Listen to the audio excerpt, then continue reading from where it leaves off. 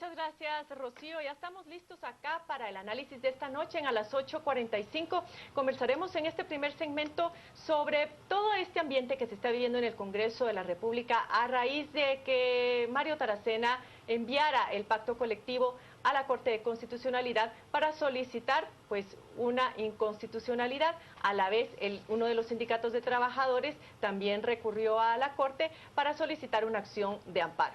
Vamos a hacer un análisis sobre esto con el licenciado Enrique Moller, quien es abogado y conoce de temas laborales, y también con Aníbal García, quien es también abogado y analista político. A ambos bienvenidos. Y estoy compartiendo esta noche con Claudia Méndez, quien tiene la primera pregunta. Ay, muchas gracias. Aquí la primera pregunta del viernes. A ver, ya lo comentamos. Parece que Mario Taracena se quiso ir por el camino corto. Acabar con ese pacto colectivo que ha sido declarado leonino y aprovechado es el fin. Pero ¿cuál es la vía? ¿Qué le tocaba hacer? sí, bueno, primero es un gusto saludarles. Miren, en derecho laboral hay reglas que son irrebatibles y que todos las conocemos y que de una u otra forma están plasmadas en la Constitución Política de la República, convenios internacionales y en general en todas las normas de trabajo. Y es la regla contenida en el artículo 106 constitucional de la irrenunciabilidad de los derechos laborales. Es decir, cuando se otorga un derecho ya no se puede retroceder. Es decir, esa es una regla universal, por decirlo así, y en este caso en Guatemala contenida en el artículo constitucional. Un pacto colectivo es el instrumento idóneo para mejorar las condiciones laborales. Entonces, además un pacto colectivo es una ley entre las partes, es una ley pero solo para los que firmaron, es decir, los empleados, un acuerdo, pero tiene una categoría constitucional. Y luego el otro tema es de que también el pacto colectivo nace a la vía jurídica hasta que el Ministerio de Trabajo hace algo que se llama homologación, es decir, una revisión en donde dice si se ajusta al derecho, si se ajusta a las leyes ordinarias y bueno, en general hace un dictamen y dice este pacto puede nacer a la vía jurídica. ¿Qué es lo que hay que hacer si el Congreso no está de acuerdo con el contenido del pacto? Lo primero que tienen que hacer es denunciar el pacto. ¿Qué significa eso? Que tienen que manifestar ante un juzgado que ya no van a seguir utilizando el pacto vigente, pero no se puede ya negar absolutamente nada de lo que se ha adquirido. Entonces, sin embargo, sí tienen que forzar a los trabajadores a la negociación de un nuevo pacto. Si tienen trabajadores que no están cumpliendo con sus labores, que están de más, que andan de holgazanes o lo que sea, lo que tienen que hacer es solicitarle al juez que les autorice la terminación del contrato de trabajo. La inconstitucionalidad no es para eso. Pero entonces pareciera que el camino no solo es más largo, sino aparte parece imposible. Imposible terminar ya con esos derechos que fueron adquiridos con un acuerdo que tomó el carácter de una ley. No hay salida para esto. Que es bastante más largo. Primero, definitivamente la inconstitucionalidad, como ustedes mismos lo han mencionado en su programa, no es el camino idóneo. El pacto fue precisamente homologado en el año 2005 y desde el año 2005, como está, ha cumplido con esas regulaciones y tiene bajo la legislación actual guatemalteca el principio de ley entre las partes. ¿Qué ocurrió en ese año 2005 y cuál es el tema principal del pacto? Es el aumento de 10% anual en sobre el salario total. Sobre el salario. Ahí, en este caso, la discusión precisamente está en si es el salario total o es el salario base o etcétera, y hay discusiones de interpretación. Pero el punto es que un pacto colectivo, por ser derecho laboral, no solo por el indubio prooperario, que es la interpretación a favor del trabajador, sino precisamente porque se convierten en obligaciones mínimas para el trabajador, no es como por ejemplo un contrato lesivo. Yo he escuchado muchas veces esa confusión. Esto me encantaría que hiciera la diferencia entre declarar una nulidad, qué significa, y la lesividad, porque a veces se utilizan como que si fueran lo mismo. La lesividad de un contrato es exclusivamente materia del derecho administrativo. Es correcto.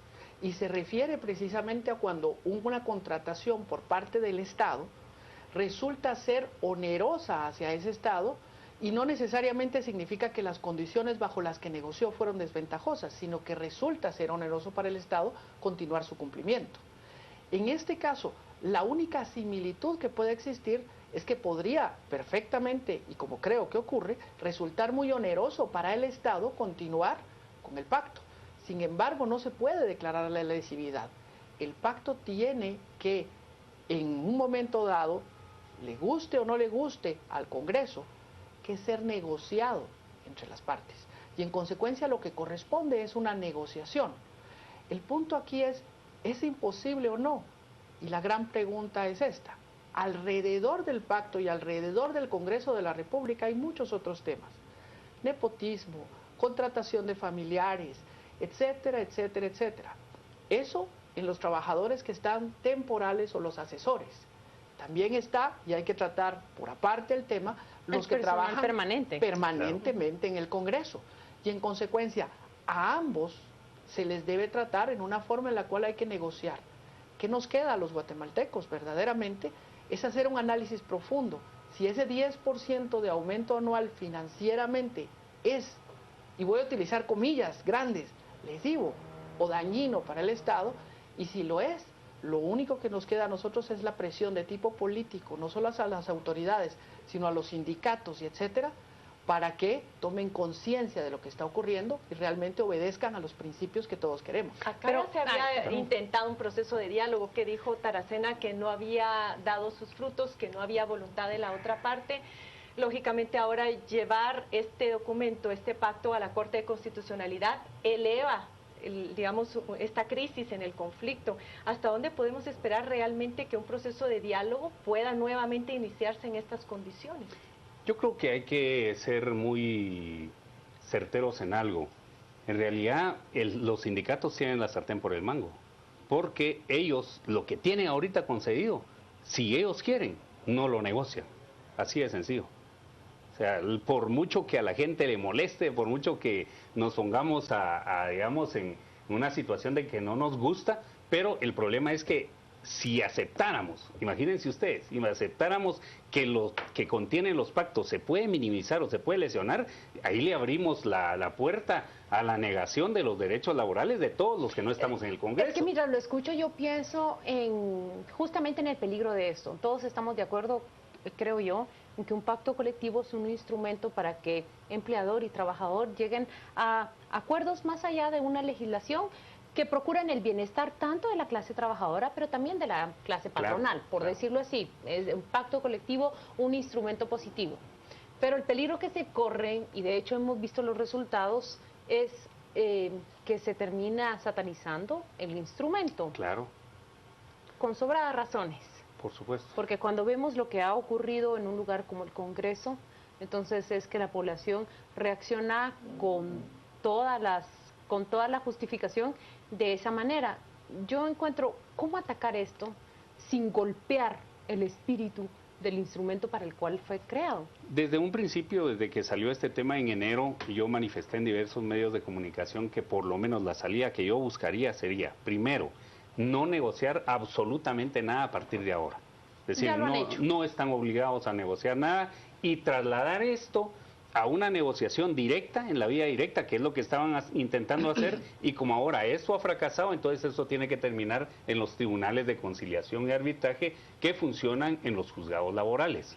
¿Qué es lo que va a pasar ahí? Bueno, lo que va a pasar es que si el sindicato no se pone sensato, entonces todo va a seguir igual, pero ellos ya no van a poder negociar absolutamente nada en beneficio de lo que tienen. Aquí es donde otra vez vuelvo yo a plantear lo que no veo desde hace ratos.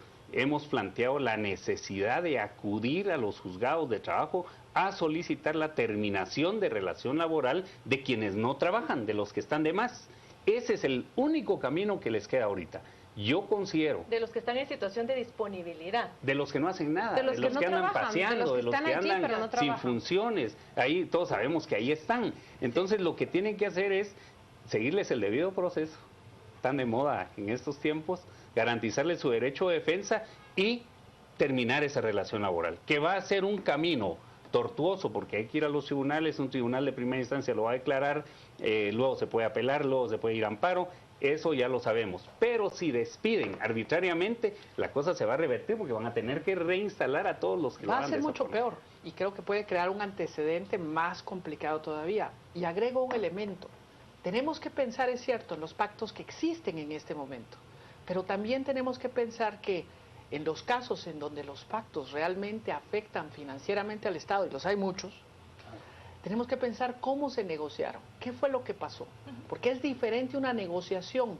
normal, digamos en una empresa privada, vamos a decir, en donde las dos partes están de alguna forma enfrentados en sus intereses y tienen que llegar a un acuerdo, cuando las dos partes realmente lo que están es del mismo lado de la mesa negociando el reparto del tesoro público. Y eso es lo que ha ocurrido muchas veces. Y eso es lo que tenemos que evitar en el futuro. Tenemos que vigilar mucho la negociación cada año de cada uno de los pactos colectivos. Vamos a irnos a un corte y vamos a regresar con nuestras preguntas en redes sociales. Así que quédese con nosotros unos segundos, nos vamos, pero retornamos acá para el análisis.